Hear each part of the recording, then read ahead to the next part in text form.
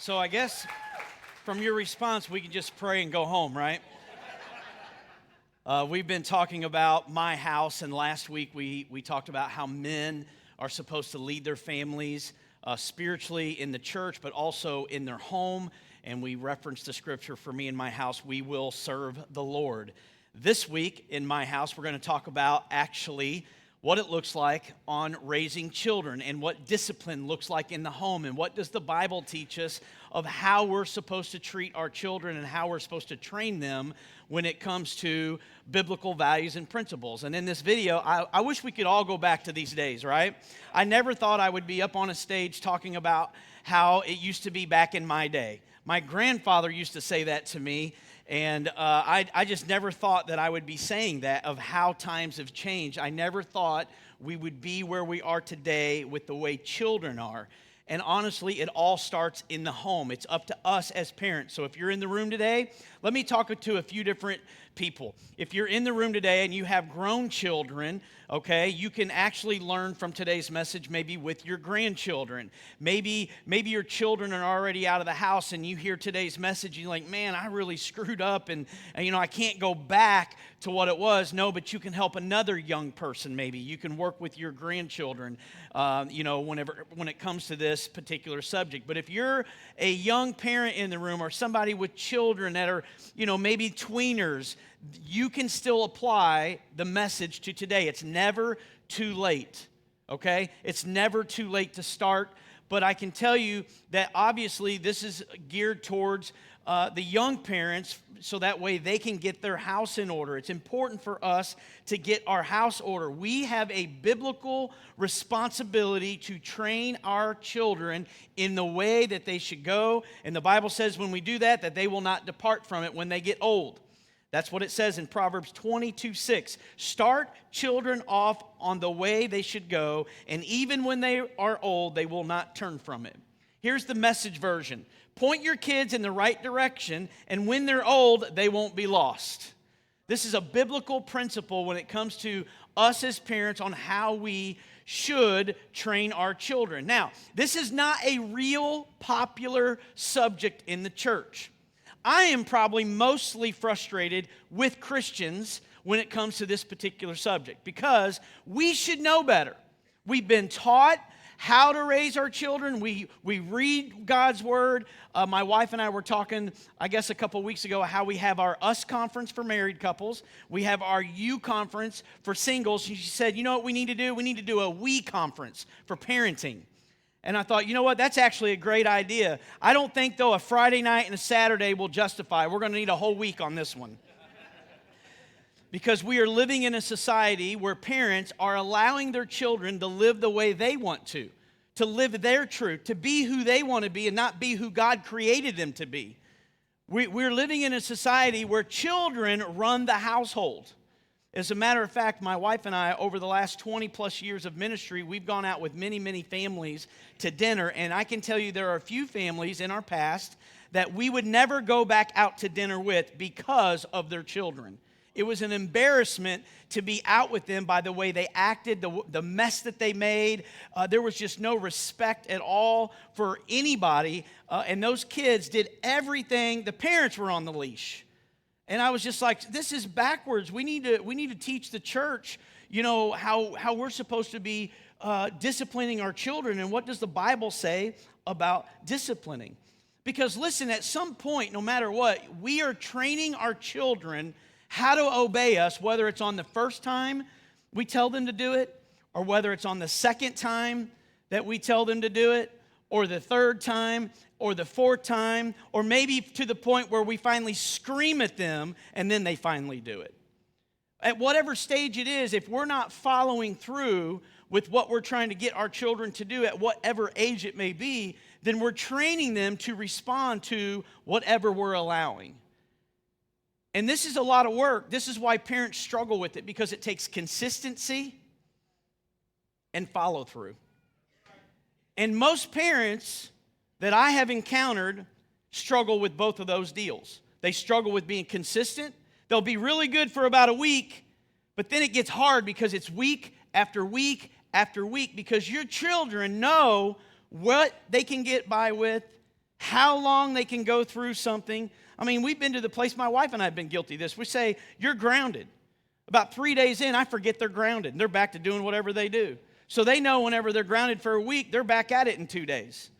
And it's because we lose track of the discipline. We lose track of what we're trying to get them to do. But it's the follow through. It's being consistent. And there is a way to do this. As a matter of fact, Proverbs 22:15 says, folly is bound up in the heart of a child, but the rod of discipline will drive it far away. Let me say this first. If you don't have a relationship with your child and all you have is a bunch of rules, that leads to rebellion. If you're a dictator in the home and all you talk about is you need to do what I say and you don't have any encouragement to your children, you have no relationship with your children, you just come home and you just start telling them what to do and what they didn't do right and what they need to start doing, and that's all it's like, that's going to lead to rebellion. Rules without relationships lead to rebellion. We need to have relationships with our children, and each child is different. The way God created them, their gifts, their personalities, the way they respond, the way they process things. I have, all three of our children are very different, and the way they process situations and the way they go through, trying times look different for each one of them. Some of them are a quicker responder than others. Some of them have to really think about it first for a long time. And, I'm kind of the quick kind of resolver. And when one of our children isn't a quick resolver, I'm like, well, what are you doing? We got to get to the bottom of this. And here the whole time they're just processing it. And we got to have patience with them. So having a relationship with them helps us understand them better for when we go to discipline or when we go to correct or when we go to encourage them. You'll know how to do it with each child because they are different. The other scenario when it comes to discipline is there are people, and there may be somebody in the room today, that doesn't believe in spanking. They'll say things like, well, I just never got spanked as a kid, and I just don't believe it has to be done that way. And you know what? Maybe, just maybe, you might have the perfect child. Oh, wait a minute. None of us have perfect children, right? I know you think you might have the perfect child. Just ask the teacher, right? Teachers deal with this all the time when their kids get in trouble, and they're like, no, not my kid. My kid would never do that. Oh, yeah, well, here's a video. We're just astounded by the fact that your child might have made a mistake or did something wrong. Trust me, they do. All of our kids do. But spanking is in the Bible. It's okay to spank your child. It teaches discipline. It teaches correction. And my wife and I, we never wanted to use our hand when we gave a spanking. Not that we never did, but we really tried not to use our hand. We tried to use what the Bible calls as the rod of correction, a wooden stick. When I was younger and I got in trouble, my grandpa used to say, go out there, son, and grab that peach tree switch.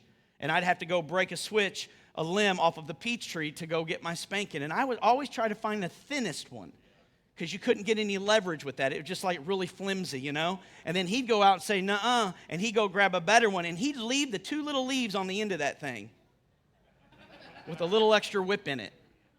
I'm still here today, folks. I didn't die, and I'm not out murdering people, right? I mean, that's kind of what we think it's going to hurt us. No, what it's doing is it's breaking the will of a child, but not the spirit. You never want to break the spirit of the child, but you want to break their strong will where they're defiant and I'm going to do what I want. It's my bike! Can you imagine? I wanted to wring that kid's neck just watching it. And then you had the father defending him until he said, well, maybe I ought to put you in jail. I wonder what that would look like today if we started putting parents in jail for their kids' actions. Maybe that would start working in our society today, because what's happening is lack of discipline in the home is creating a bunch of entitled, selfish brats in our society. That's what it's creating. And if we don't get this under control in our own home, this is my house. For me and my house, we are going to serve God. For me and my house, my wife and I are going to get on the same page when it comes to discipline. And we used to use the rod of correction. For our rod, it used to be a wooden spoon. That wooden spoon was about that long, and we'd stick that in the diaper bag everywhere we went. That thing went with us. I don't care where it was. People would even ask, what's that? I said, that's the wooden spoon. What's that for? Spankings. Yeah, it actually does a booty good. That's why God gave you fat back here, so you could spank on it when they're younger, and that way when they get older, you're training them on how to be and how to act. The challenge with this is not do it out of anger. See, what happens is because we tend to get lazy, we tend to have other things going on, and we don't want to be dealing with our child, that we get so frustrated because they're not listening that we act out in anger, we yell, we scream at them, and we go grab them, we jerk them up by the arm, and we go drag them into the room or whatever it may be, and it's done in the wrong way because we're angry. If we would just be patient and do this right the first time, which is stop what you're doing because I'm about to ruin. I'm kidding. I just wanted to see if you were awake. You just stop what you're doing, go to your child, and you discipline them correctly out of love, and I promise you, you put the work in the very beginning, it gets easier as time goes. But you got to put the work in, and it's got to be consistent. That's the other hard part, is being consistent with this, follow through. You hear me tell stories all the time about, and it drives me crazy when I hear parents ask this one question first. They said, do you want a spanking? Can somebody in the room tell me one time that their child raised their hand and said, yes, please, Dad? Oh, yeah, you got a couple of them? Oh, did you give it to them good? Because you should have. If they want it, you got to give it. You know what I'm saying? Most kids aren't going, yeah, spank me, Daddy. No, they don't want a spanking. Of course they're going to say no. Or they'll say, you'll say, go clean your room. Or don't do this. And then they don't do it, and you go, I'm giving you another chance. I said stop that. And then they continue to do it. And then it's like, well, you're going to get grounded. And then they still do it. And then you say, well, if you don't listen to when your dad comes home, and then they still do it. You know why? Because you've trained them to get to that place. If you'd have just stopped after the first time, and you would have went over, and you would have said, now you get a spanking because you didn't obey or listen to mommy or daddy, whoever's doing the disciplining. Now turn over. And you take the little wooden spoon, you pop them on the butt a couple of times, and then you turn them around, you say, now you know daddy loves you, right? And you're probably thinking, how in the world can daddy love me if he just beat my butt? Well, because that's what God does with us as well. God disciplines us as adults, it just does it in a different way. And discipline is for the fact so we learn not to do it again. That's what discipline's all about. When our children were very, very small, even under a year old, and they're reaching for things, we tell them no. And if they keep reaching for it, we give them a little tap. Hey, no. I go to people's houses and they pick everything up off the countertop, off the tables. They got, well, where's all your stuff? Oh, we picked it up because we have a child. Do you not tell that child no? Why would you move a candle or a book or whatever it is so your child don't get to it? What are you teaching them? That they can just do whatever they want? No, we leave the stuff out and then we tell them no. That's why in our house you can leave a candle burning. There's things that you can do, and your child is trained not to ever touch it because you've trained them from a very young age all the way up. I'll give you another example. We never had to worry about like guns in the house, because our kids knew what it meant to not touch the gun or go to daddy's room or go to the gun safe, whatever it was. You could actually be safe in that regard because they knew better. Where in some families, I'd be like, you don't even want a knife laying out because their kids grab everything because we're not teaching them. We've had friends come over at our house and we have all of our stuff out, and their kids would come over and the parents would start moving our stuff. And I'd be, whoa. This is my house. You tell them no. And we literally had this conversation with somebody on our staff years ago because it frustrated me. If we as staff, we better be showing the example of what it looks like for everybody else. We don't move the stuff off of our furniture. We don't stand on our furniture at our house. And so when you allow your kids to do certain things, they're going to do it elsewhere. And it may be okay to do certain things in your house. But how are you training them when they go to somebody else's house that maybe don't have those rules? Pastor Charles could tell that story when it comes to climbing on cars. So you'll have to ask him. It's his story. I'm going to let him tell it. Proverbs 13:24 says, whoever spares the rod hates their children. Man, that's strong, isn't it? But the one who loves their children is careful to discipline them. It sounds really harsh for the Bible to say, well, so you're saying that if I don't use the rod of correction to spank my children, that means I hate them? I think what it's telling you is that if you don't discipline your children and make them mind and obey, then you don't love them the way you're supposed to. God's saying you must hate them because you're not teaching them what respect is all about, what honor is all about, what your elders, respecting and obeying your elders. If your children don't know Ephesians 6:1, you need to go home and teach them that today. And they should be able to recite Ephesians 6:1. Children, obey your parents in the Lord, for it's the right thing to do, and it comes with the promise. What's that promise? Mommy and Daddy won't kill you. That's the Jason version. No, it says things will go well with you, and you'll live a long time on the earth. So when children obey, things go well with them because they're not getting spanked, they're not being grounded, they're not being maybe punished or disciplined, whatever verbiage you want to use. I use punish, but I know some people don't like the harshness of being punished. But guess what? We all get punished in some way, shape, or form from a consequence of an action maybe that we've done. There's a punishment that comes along with it. There's a disciplinary action that comes along with it. And that's why you have discipline, to teach us to not do it again.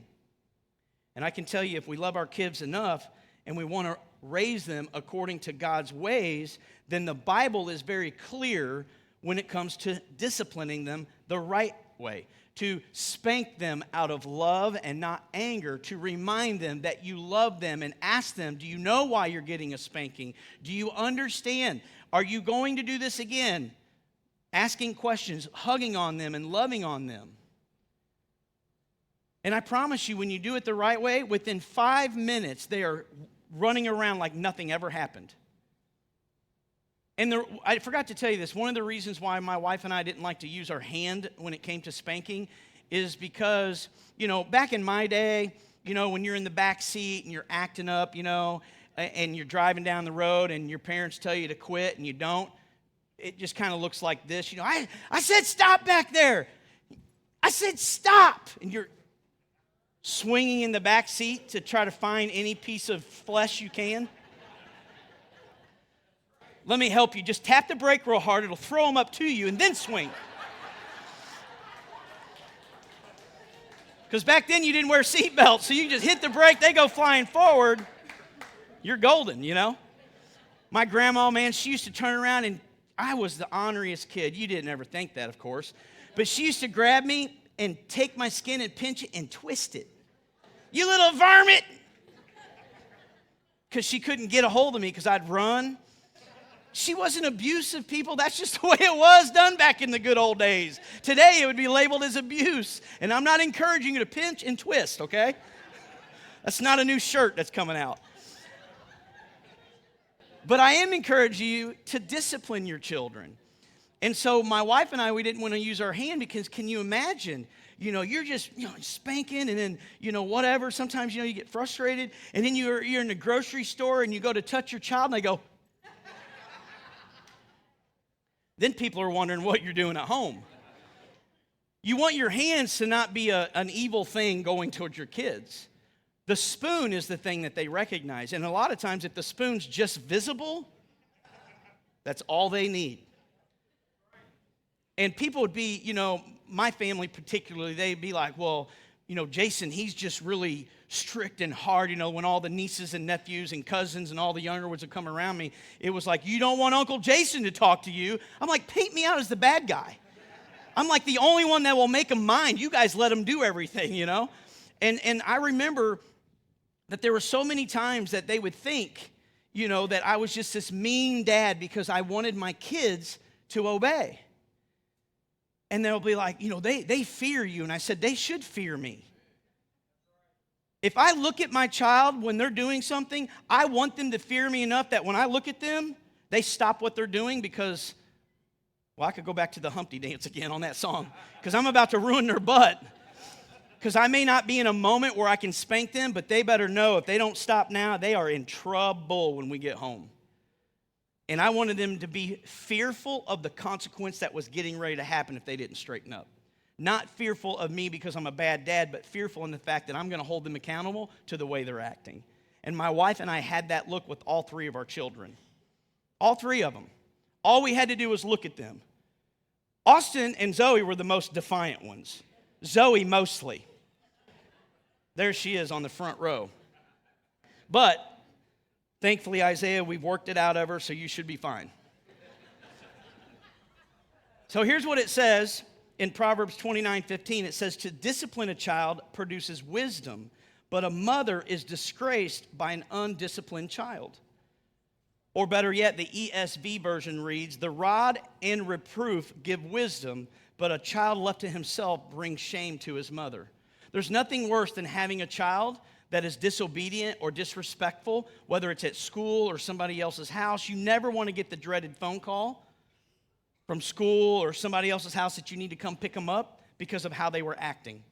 That's the shame that it brings when we don't have discipline.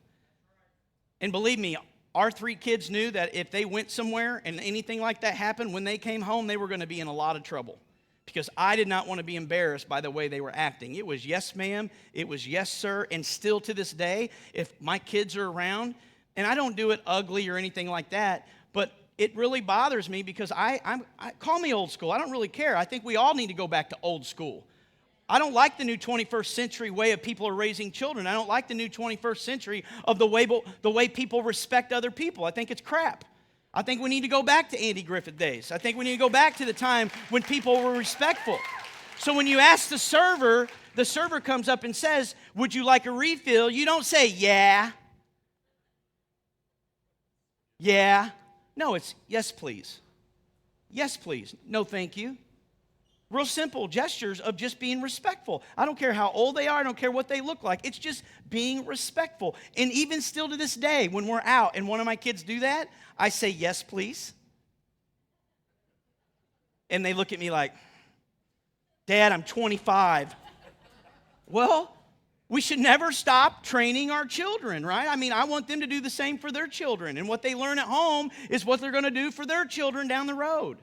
I just want my kids to grow up respectful and honoring the people around them, their elders, wherever they go. And, I got to tell you, yesterday my daughter had her wedding shower, and I kind of walked in, and, us guys were getting ready to leave to go somewhere, and I kind of walked in a little bit early before it was over, and I just sitting there watching, and I started getting emotional, really, because I'm like, this is my baby girl getting ready to leave, and, this is going to be hard for me. And I'm like, right now I'm searching for dads that's been there so I can get some therapy from them of how they get through it when their daughter gets married, their youngest. And of course, I was sitting there, and it was an emotional moment, but at the same time, it was a proud moment. And it was a proud moment because I was sitting there as Aaron and I were talking about it. I said, just look at this room. The majority of the women in that room were from this church. She had 4 of her own peers, her age, in the room with her. She was surrounding herself around godly, older women. And this is why it's important for us in the church to be imparting wisdom into some of these people that are getting ready to get married, or maybe they have young kids, whatever it may be, that we have the ability to pour into them and teach them. And I just sat back, and Aaron and I were just so proud of Zoe and the people that she had in her life that was speaking into her. And then it reminded me of how important church is. And how some families don't make church a priority. And that's what I talked about last week. We want to make church a priority. This is my house, and for me and my house, my kids will serve the Lord. And I believe because of the way we've raised our children, we're not perfect. Our kids aren't perfect. They're far from it. We're far from it. However, but because we've done this and we worked hard at it, now they are coming into their season where church is important and the people in their life are important. And it was a really good moment until she started opening up other gifts, and I had to leave the room. Lingerie did not work for me.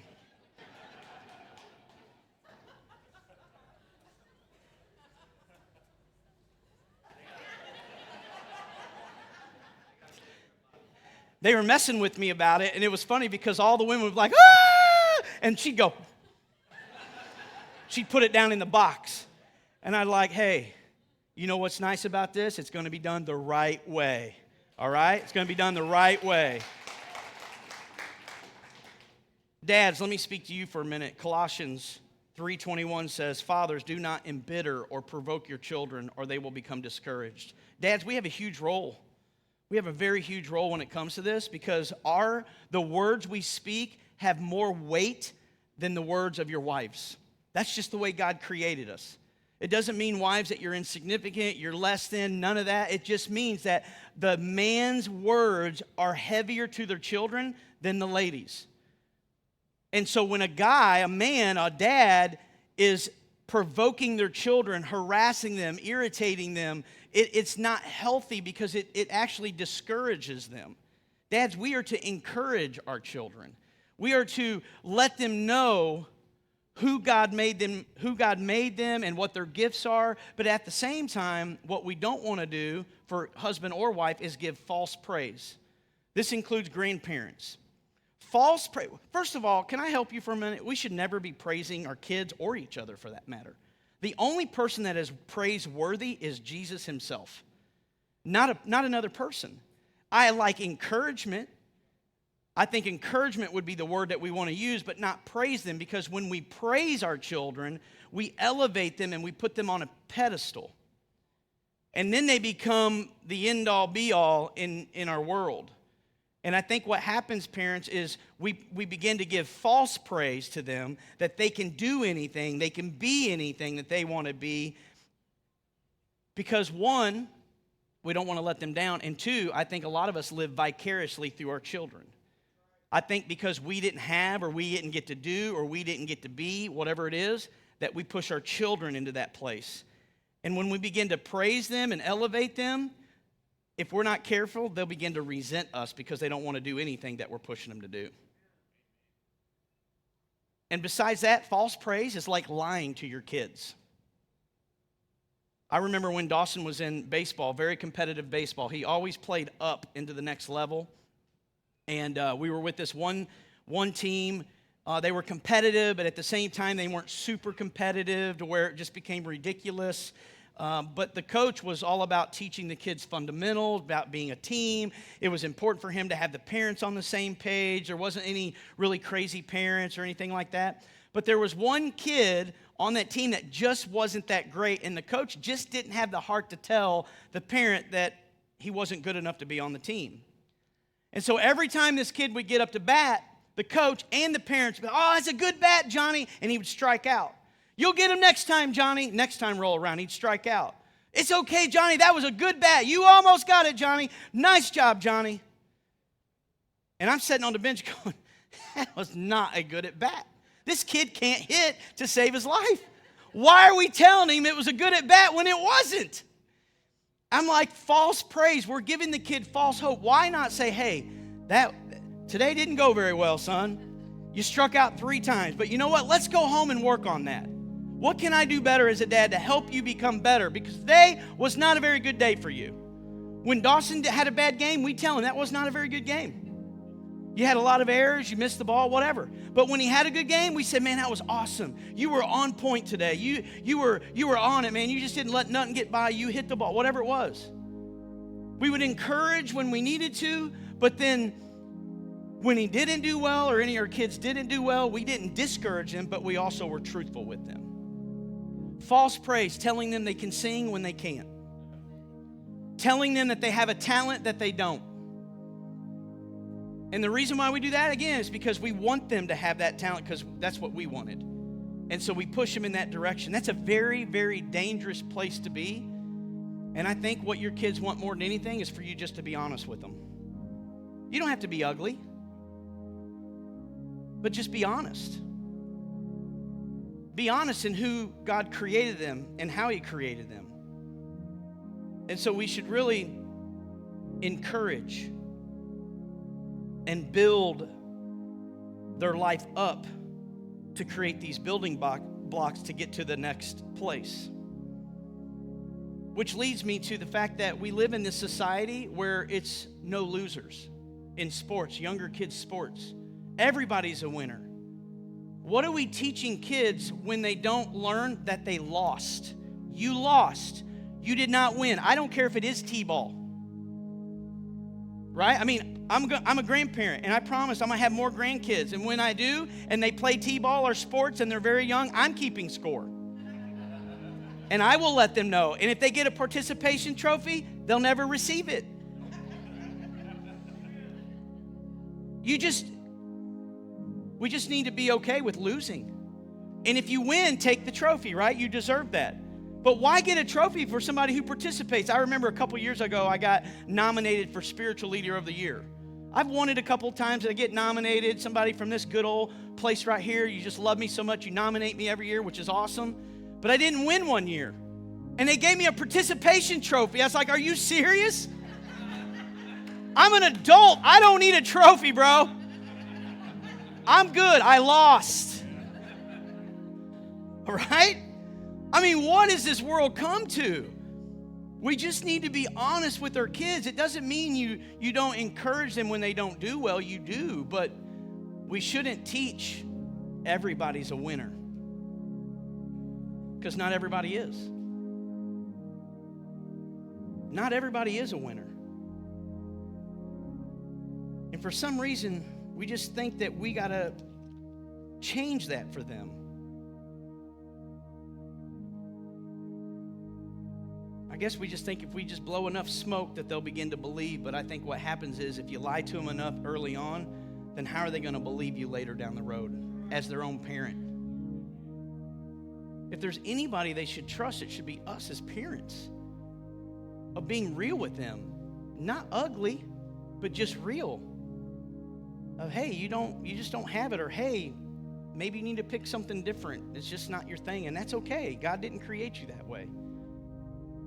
But you have so many other gifts and talents that God did give you. And that's what you need to embrace. And when you get in their gift and talent that God created for them, sky's the limit. Because it's in God's way, it's God's design. And we're not trying to redesign them for something else. Encouraging them. I know parents that encourage their children by paying them to do chores. I'm not completely against having an incentive for your kids. But I know people, though, that will, like there was a mom that worked full-time job, and she had dishes to do.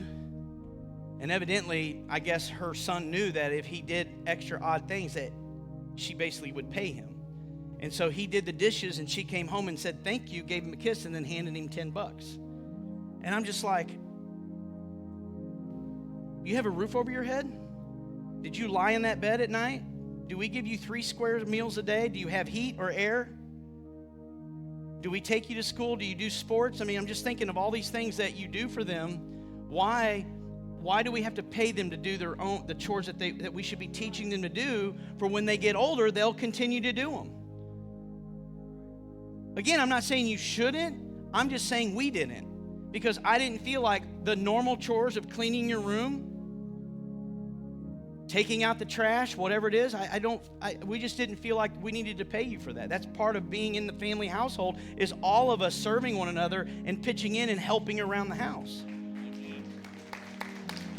But then when you wanted to do a different odd job, something that wasn't in the normal list, then yes, we would do, extra money. I remember years ago, Zoe was looking to make some extra money for something, and our dog would always like to go out to the bathroom right in this one area, and I'd be like, well, you can go pick up dog poop, and I'll pay you to do that. Because, there's like businesses out there that come to your yard and pick up dog poop. And she said, sure, anything for money. And so in the beginning, I started off at $2. Go pick up, we only had one dog. It wasn't a very big dog. So she got there, bring in a bag, and the first time it was like a big bag. I said, that's worth $5. I gave her $5, and she kept coming in, and she kept saying, I got another week, and she kept picking up Andy's dog poop. And I'd give her, a little bit of money, and finally she quit. She said it just wasn't enough, and I don't blame her. But it was her way. So it was just an extra thing. If our kids want to do something extra to make a little extra money, then we will definitely do that. Or another thing we would do is if our kids wanted to save money up for something, we would say, I tell you what, it's $100. You save up $50, and we'll give you the other $50. That's an incentive for them to teach them to save, but yet we'll reward them for saving and being patient, and then give them the other $50. We've done that as well. There's so many things. I mean, literally, I need a week to talk about this. The last thing I want to talk about is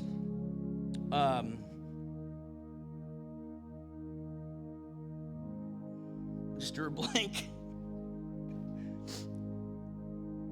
I don't know the word. I got to go to my notes. That's probably not even on my notes. It was something about money. Oh, fail. We need to allow our kids to fail. And the reason why it was about money is because there's these moments that I think you need to let your kids fail. Not in the aspect if it's going to hurt them or it's illegal or against God's ways, but if it's just a decision that you're like, I don't think I'd do that, or I don't know about this, you need to let them make these decisions. I remember years ago, Austin wanted to buy a pair of Abercrombie pants. And it was Christmas time. He was 10 or 12 years old, and they didn't get a lot of money for Christmas, but he had enough.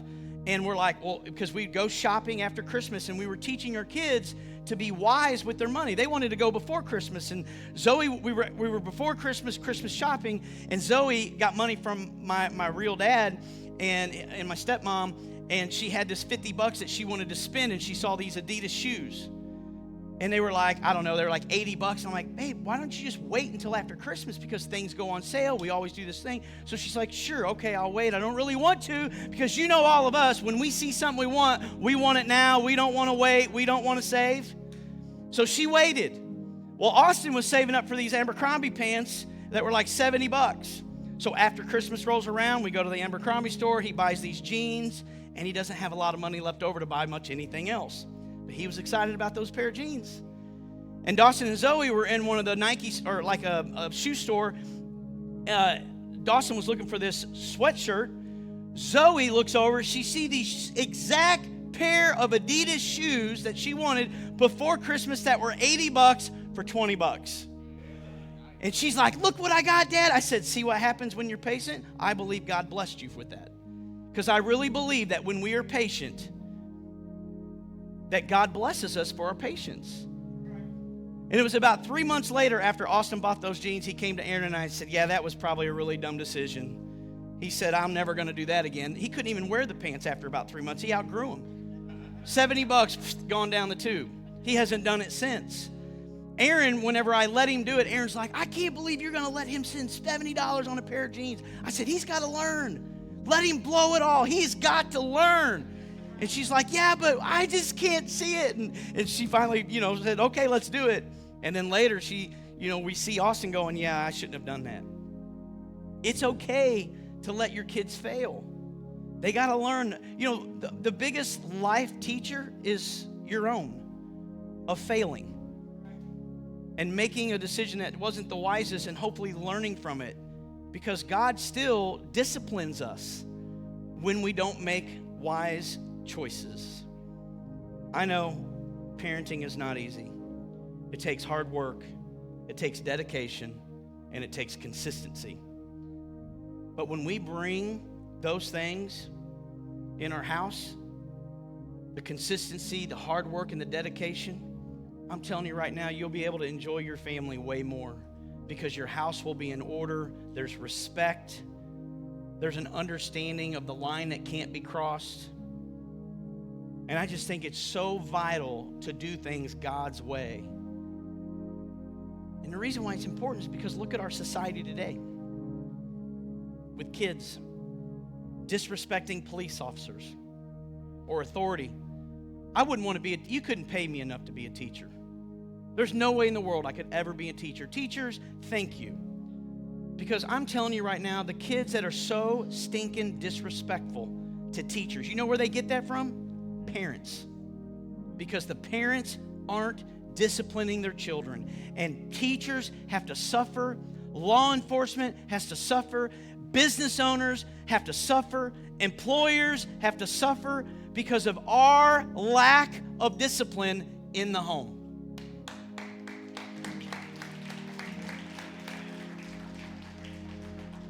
So I want to pray with you today that God give you the strength and the patience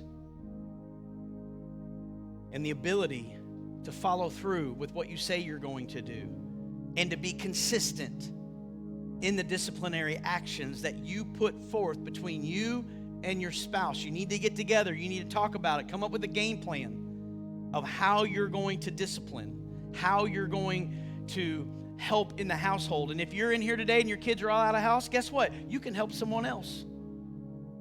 Teach them. Because it takes a village to raise a family, does it not? And that's why church family is important. Father, we come before you today. We thank you for your word. We thank you for your wisdom, God, to give us on how to raise our children, God. You gave us this gift, God. They're really your kids, and you gave us the ability to manage and raise and love the gifts that you gave us. So, Father, help us be true to your word, to be consistent, to be dedicated, to follow through, God, to go through the hard work to raise godly children. And, God, when we know we do this, that they will not depart from it, that, Lord, they'll come back and serve you and raise their kids the same way. And so, Father, we thank you and we honor you. In Jesus' name, the church said, amen. Before you leave, I have a couple quick things I want to remind you. We have Easter experiences coming up on April the 16th and 17th. It's a Saturday night at 5 o'clock and then Sunday morning at 9 and 11. Our regular Sunday morning service, but we added one service on Saturday night at 5 o'clock, so you can come to that. We're not having you go reserve a seat. Just come to any service you want. Come to all three. Bring somebody with you. But that's happening on April 16th and 17th.